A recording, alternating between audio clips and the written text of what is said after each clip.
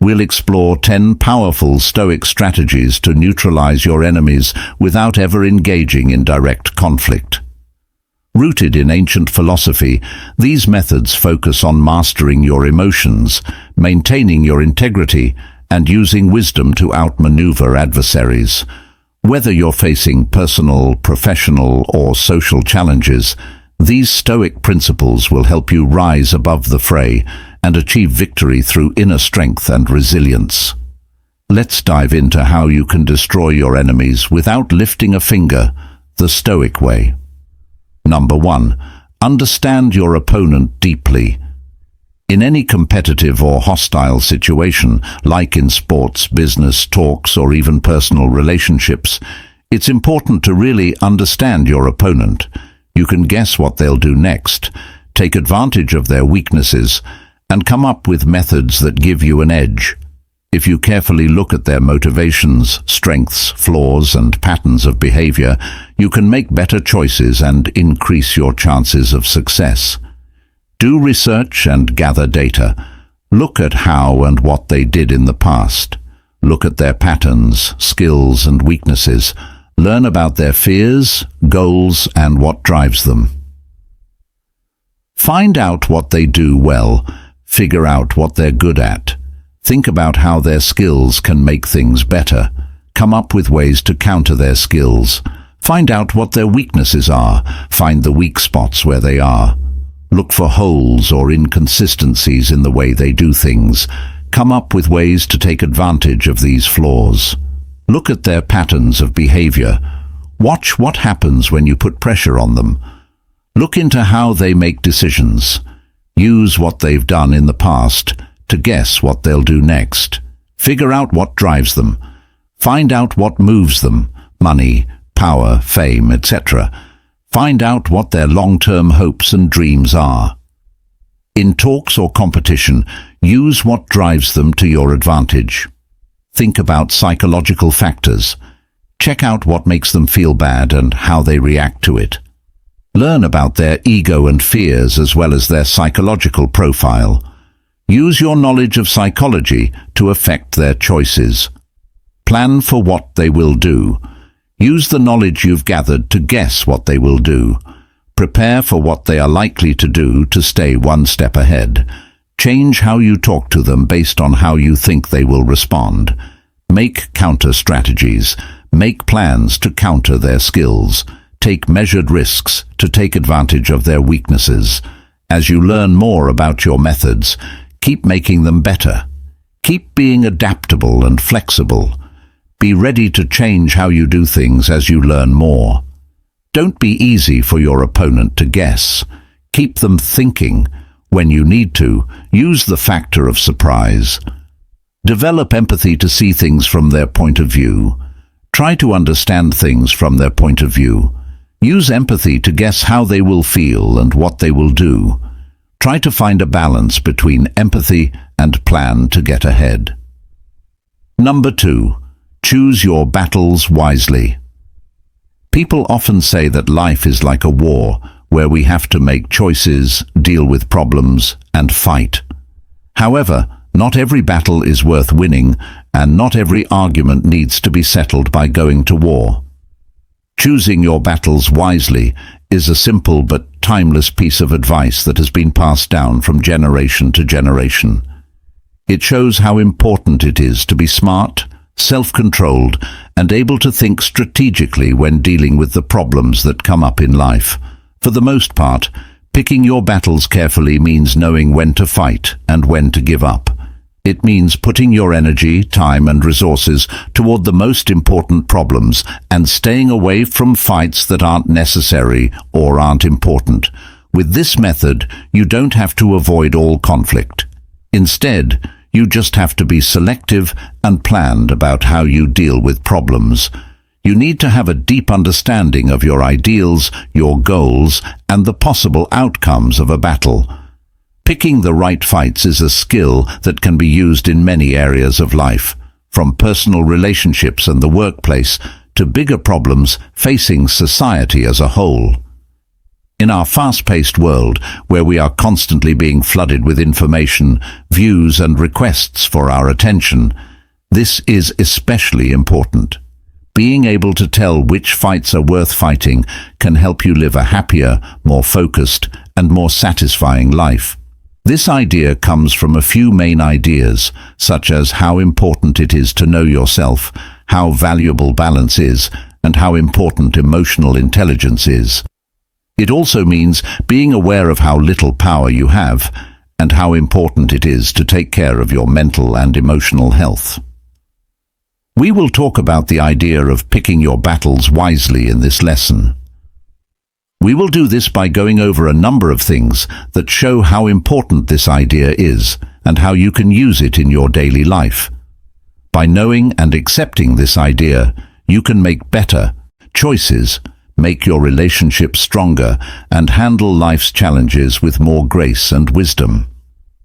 Understanding the idea. Picking your battles carefully means figuring out which ones are worth your time and effort. It means putting important problems ahead of less important ones. This method helps you pay attention to what's important in life. Why being self-aware is important. Self-awareness is important for figuring out what sets you off and when to fight back. Figuring out your morals and long-term goals will help you choose which battles are in line with them. Why it's good to make deals. Sometimes the best way to solve a problem is to find a middle ground instead of picking a winner or loss. When you choose to settle, things can go better and relationships can get along better. Emotional intelligence. In a conflict situation, emotional intelligence helps you control your feelings and deal with problems in a sensible way. It means understanding how other people feel and reacting with empathy. How much each battle costs. Every fight costs something, whether it's your mind, your body, or your emotions. It is important to think about what might happen and what might happen if you get into a fight. Taking care of your mental and emotional health. Being in fights all the time can cause stress and burnout.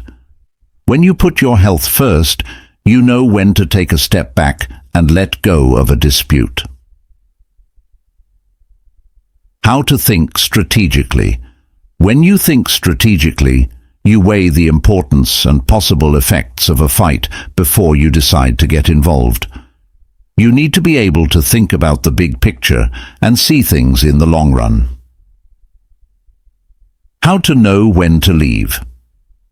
Leaving a fight is sometimes the best thing to do, especially if it's not helping or is damaging. Giving up is not a sign of weakness, it's a sign of strength and self-control. What the ego does.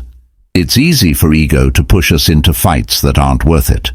To pick your battles carefully, you need to be aware of and control your ego. How silence can help you. When there is a fight, silence can be very helpful. Not reacting or getting involved in a fight is sometimes the best thing to do. What we can learn from past conflicts. When you think about past wars, you can learn a lot about which ones were worth fighting. You can make better choices in the future if you learn from these mistakes. What it does to relationships. Picking the right fights can make your relationships stronger by keeping fights that aren't necessary to a minimum. It shows that you value other people's points of view and helps people understand each other better. Why be patient is important. Being patient is a key virtue for picking the right fights. It gives you time to think carefully about situations before choosing whether to fight or not. Keeping your assertiveness and restraint in check. Being bold doesn't mean getting into every argument. It means standing up for yourself when it counts. To keep your relationships healthy and reach your goals, you need to find a balance between being aggressive and being careful. The advantages in the long run. Picking the right fights will make your life more peaceful and satisfying in the long run. It helps you save your energy for the most important things in life. which makes you healthier generally. Usage in real life. In your daily life, practice judging problems by how important they are and what might happen if you don't solve them. Do yourself a favor and ask yourself if a battle is worth winning before you start it. What this has to do with leadership: leaders who are good at what they do pick their battles wisely and focus on what's most important for their team or company. This method creates a good work environment and pushes people to work together. Thoughts on culture and society. In a larger social context, picking the right fights can help bring about progress and harmony. It means focusing on changes that matter instead of getting caught up in problems that divide people or aren't important. In conclusion, picking the right battles is a skill that you'll need to keep working on because it takes constant self-reflection and growth. You can deal with life's problems more wisely, keep your relationships healthier, and reach your long-term goals with less needless strife if you follow this rule. This lesson shows how important it is to have discernment, emotional intelligence, and the ability to think strategically when dealing with problems. If you learn how to pick your fights wisely and practice it, you can live a more focused, peaceful, and satisfying life. Number 3. Communicate with calm and clarity. It's important to be able to communicate clearly in both personal and business situations. Being calm and clear when you talk to someone makes sure that they understand, cuts down on misunderstandings, and encourages good relations. Controlling your feelings, picking your words carefully, and getting your point across in a way that is both sure of yourself and calm is part of it. This method not only helps you get your point across clearly, but it also helps you gain the trust and respect of others. Stay calm. Before you speak, especially when you're feeling stressed, take a deep breath and stay calm. Being calm helps you think clearly and communicate clearly. Be aware of your tone. The way you say something can change how it is viewed. A tone that is calm and polite is more likely to be liked than one that is angry or stressed. Use simple language. Stay away from jargon and hard-to-understand words. Words that are easy to understand are simple and clear. Organize your thoughts. Take a moment to organize your thoughts before you speak. This keeps you from going on and makes sure your message is short and to the point. Pay attention. Good communication goes both ways. Pay close attention to what the other person is saying. Don't talk over them and answer carefully. Maintain eye contact. Looking someone in the eyes shows that you are interested and confident, which helps you get your point across better. Pause before replying. Taking a short break before you reply gives you a chance to gather your thoughts and make sure your answer is clear and appropriate. Always talk about the same thing. To avoid misunderstanding and stay on track, always talk about the same thing when you talk to someone. Be patient. Give the other person time to talk without cutting them off or talking over them. This will help keep the chat calm and on track. Understand and accept the other person's thoughts and point of view. This is called empathy. This helps people get to know each other and avoids confusion. Clarify and confirm. Once you've given your message, make sure the other person gets it by asking questions or going over important points again. Use nonverbal cues. Nodding and standing with your feet wide apart are examples of body language that can help you communicate more clearly. If you follow these rules, you can improve your conversation skills and make sure that your interactions are not only useful but also kind and polite. Number 4. Seek the shared path. Seek the shared path stresses how important it is to find things you have in common with other people, whether they are friends, co-workers, or family. The idea helps people understand each other, work together, and set goals that everyone can reach. People and groups can build stronger relationships, solve problems, and achieve success as a whole by focusing on shared hobbies and values. Why common ground is important: helps people understand and accept each other more, focuses on shared hobbies to cut down on disagreements, improves ties by encouraging people to work together. Understanding each other encourages people to talk to each other and listen. It helps you see and value different points of view, helps people understand and accept each other. Working together to solve problems encourages working together as a team, helps people come up with better and more creative ideas, makes sure everyone feels heard and respected. How to set common goals. Aligns the goals of a person or a group with a larger goal. Makes people more motivated and dedicated to the shared goal. Has a higher chance of leading to long-term success. Getting rid of conflicts.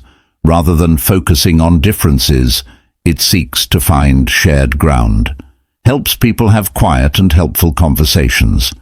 Helps people come up with ideas that are good for everyone. Making bonds stronger.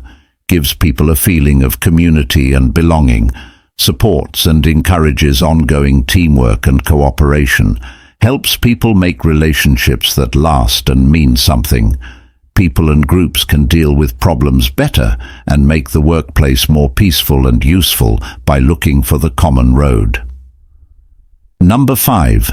Appeal to their inner values. Getting people to change their decisions and actions by appealing to their deepest values is a strong strategy. People are more likely to believe and follow your message if it is in line with their core views and values. Being aware of and acting on these beliefs can help build trust, make relationships stronger, and motivate people to take action that matters. Know their core values. Figure out what's most important to the person or group you want to change. This could be something like wealth, family, honesty, or loyalty. Personalize your message. Make sure that the way you talk to them matches their beliefs. Show them how your idea or plan fits in with what they care about. Emotional appeals are useful because values are often linked to feelings. Use these feelings by focusing on stories, images, or situations that make them feel strongly about things that are important to them. Build trust. Showing that you agree with or value their beliefs is a good way to do this. It's more possible that people will listen to and follow someone they trust. Draw attention to the benefits. Make it clear how supporting your idea or plan will help them live up to their values. In this way, your idea becomes more appealing. Be real. Being real is very important when trying to get someone to care about your inner ideals. People can usually tell when you're not being honest when you're trying to get their attention. Reinforce shared values. To keep a strong connection with the person or group and keep your message current, keep reinforcing the values you share with them. Respect different values. Know when values are different and show respect for them. Instead of ignoring or rejecting them, find something you have in common with them, or politely point out what makes you different while still making your case. To appeal to someone's inner values, you need to be empathetic, understanding, and honest. When done right, it can have a long effect and lead to good results. Number 6. Employ humor. Effectively in resolving conflicts. People often think of humor as just a way to pass the time, but it can be used for a lot more than that. It can be a very useful way to settle disagreements by lowering tensions, encouraging conversation, and bringing people together who are at odds with each other. When used correctly, humor can turn a heated argument into a more cooperative and helpful conversation. This is because humor has the unique power to change people's minds, break down walls, and make people feel more at ease, which makes it easier for people to approach disagreements with an open mind. When you use humor to solve a problem, you're not making light of important problems or minimizing the concerns of the people involved. Instead, it's about using humor in a smart way to make things more positive so that disagreements can be talked about in a way that doesn't make people feel threatened and encourages teamwork. Laughter can help calm people down, make them less defensive, and help them see each other as friends instead of enemies. Laughter can help people communicate and solve problems better by making them feel like they have something in common and can relate to each other. Also, humor can be a very effective way to change the way you think about a problem. People who are fighting tend to become set in their ways and focus on what they don't agree on instead of what they do agree on. People can get past this stalemate by being amused, which makes them see things from a different angle. A joke or light comment said at the right time can take the attention off of the argument and help people talk in a more helpful way. This might help to calm things down and make it easier to find an answer. But there are some risks that come with using comedy to solve problems. If you don't use humor correctly, it can fail and make things worse. It's important to keep in mind the situation, the type of dispute, and the people involved. When people see humor as sarcastic, mocking, or putting down others, it can make things worse and cause more confusion. Because of this, it is very important to use humor in a way that is polite, includes everyone, and is aware of how everyone feels. During this lesson, we will talk about the different ways that humor can be used to solve problems. Today, we're going to talk about different kinds of humor, the pros and cons of using humor to solve problems, and some useful tips for using humor in conflict settlement. People can improve their ability to handle conflicts in both personal and professional settings by learning how to use humor successfully and understanding its role in conflict resolution.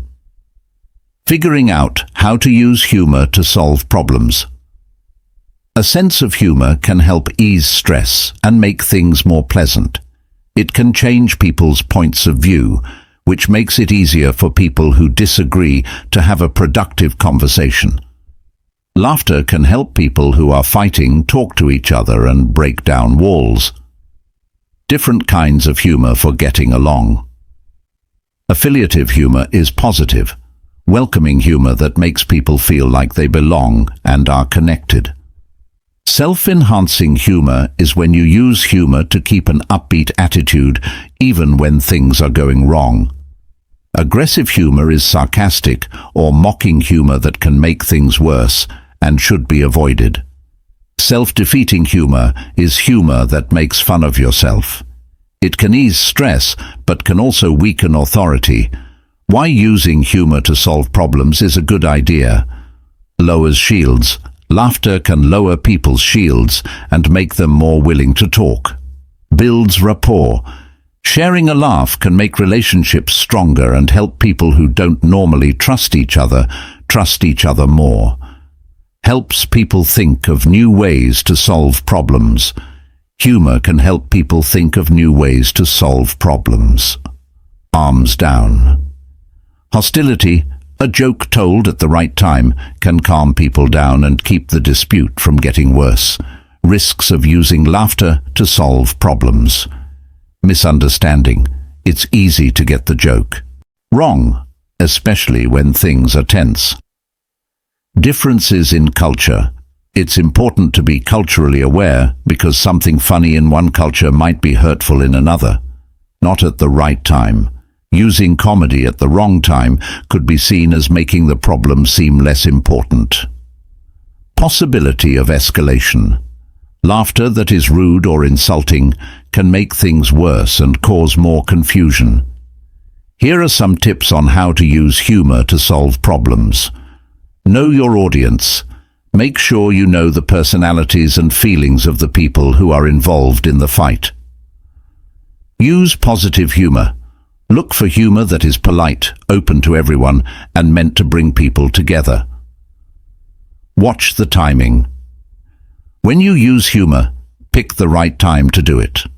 Don't use it when things are very emotional or hot. Avoid sarcasm and mockery.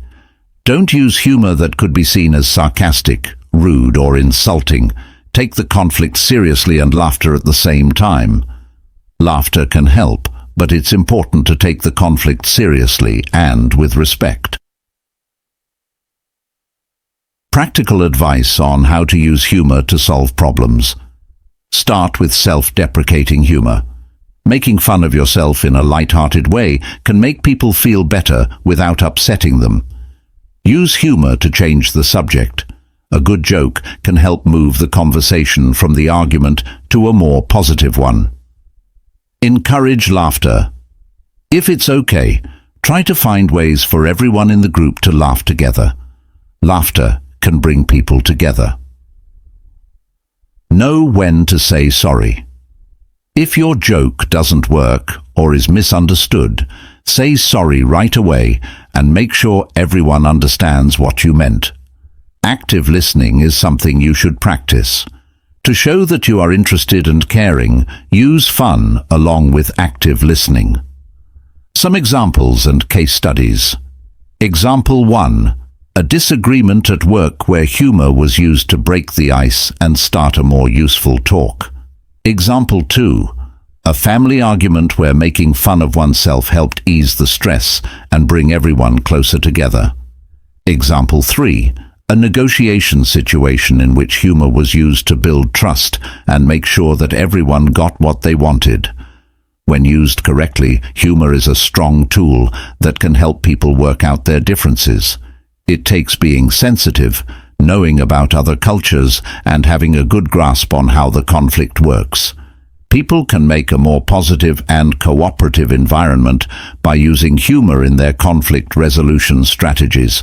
This makes it easier to find answers that work for everyone. This book gives you an introduction to using humor to solve problems in a healthy way. It gives you ideas and useful advice for handling disagreements in a fun and healthy way. Number 7. Establish boundaries. Setting limits is important for keeping relationships healthy, taking care of your own health, and encouraging respect between people.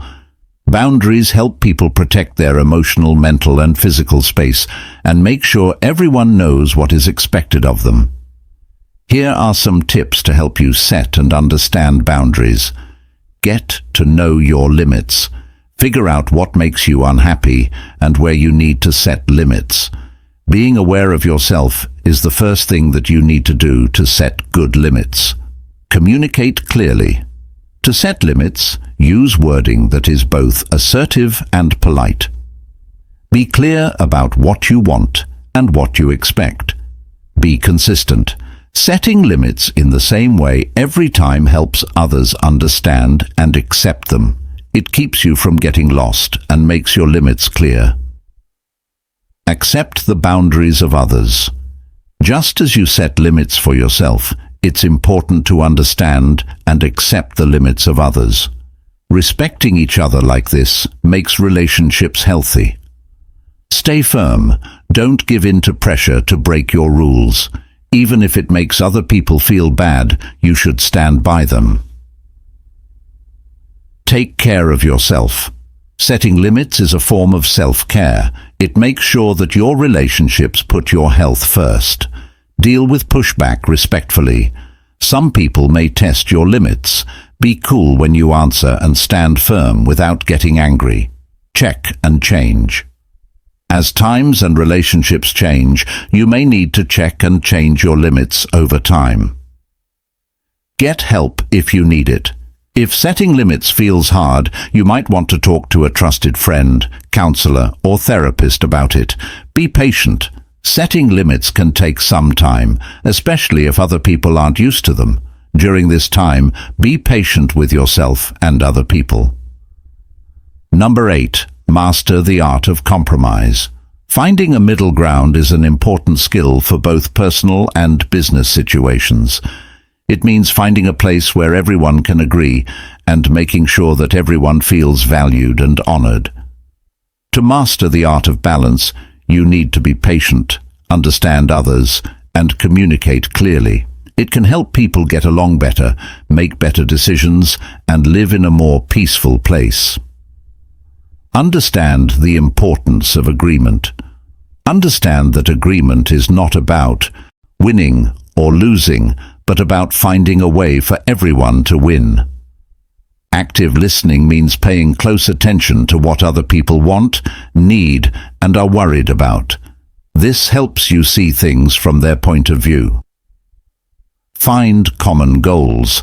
Pay attention to what everyone wants to achieve. It's easier to come to an agreement when everyone has the same goals. Keep an open mind.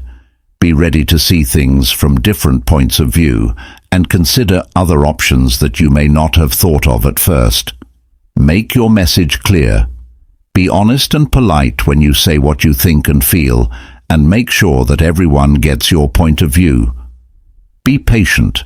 Finding a middle ground often takes time and talk. To make sure that everyone's voice is heard, don't rush the process. Know your limits. Know what you can't give up and what you are ready to compromise on. This helps set limits and find an answer that works for everyone. Look for win-win solutions. You should try to find solutions where everyone feels like they've won something, which will help you build good relationships. Develop empathy by trying to understand how other people feel and why they think the way they do. This can help people come to more considerate and useful agreements. Stay open-minded. Be ready to change your mind as the conversation goes on, showing that you are ready to accept new information or points of view. Learning how to compromise is a useful skill that helps people work together, avoid arguments, and find answers that everyone can agree on. Number 9. Seek external aid without shame. Asking for help from others is an important skill for both personal and business growth. It means asking other people for help, advice, or tools to get things done or deal with problems. Many people don't ask for help because they are embarrassed, afraid of being judged, or think they aren't good enough. Accepting outside help without feeling bad about it can help you solve problems, learn, and be more successful overall. Understand how important outside help is. Diverse points of view. Getting help from outside sources can give you new ideas and perspectives that you might not have thought of before. Expertise means having access to specific information or skills that you may not have. Efficiency. Getting help can make it easier and faster to solve problems. Get past the stigma. Viewing asking for help as a strength instead of a weakness has changed my point of view. Make it common. A lot of great people and groups actively look for outside help. Boost your confidence. Being open means making it a habit to ask for help when you need it. Learn from your mistakes. Every time you ask for help, you become stronger and more confident. Build relationships. Networking. Asking for help can help you make business and personal connections that are stronger. Mutual support. Helping others in return makes relationships stronger and creates a community where everyone can count on each other. Real-world methods. Identify your needs. Make it clear what kind of help you need. Pick the correct sources. Find experts or people who have knowledge in this area. Make your message clear. Be clear about what you need help with and how other people can do that. Think and change. Evaluate outcomes. Think about how the outside help has affected your growth or ability to solve problems. Adapt strategies. Learn from comments and results to improve how you ask for help in the future. By agreeing with these points, you can successfully ask for outside help without feeling embarrassed, which will help you grow as a person and in your career. Number 10. Forgiveness. Letting go of anger and bitterness towards someone who has hurt us is a deep and life-changing part of forgiving them. It's a complicated emotional and mental trip that can have a big effect on our mental health and relationships with other people. Forgiving others isn't the only thing that forgiveness is about.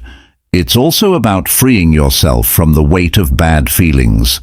This lesson will go into detail about what forgiveness is, why it's important, what stops people from forgiving, and how we can practice it in our daily lives. How to understand forgiveness. Definition of forgiveness. Forgiveness is choosing not to be angry, resentful, or revengeful towards someone who has hurt you. You have to choose to let go of your anger and move on from the hurt. Different ways to forgive. Forgiveness that is conditional is given when certain conditions are met, like saying sorry or paying back what was owed. Forgiveness that is freely given without any conditions being met is called unconditional forgiveness. Differences between forgiveness and peace. Forgiveness is letting go of bad feelings, while peace is fixing a relationship and building trust again. The good things about forgiving: emotional healing. Letting go of grudges can help you feel less stressed, anxious, and depressed by easing the emotional burden of hanging on to them.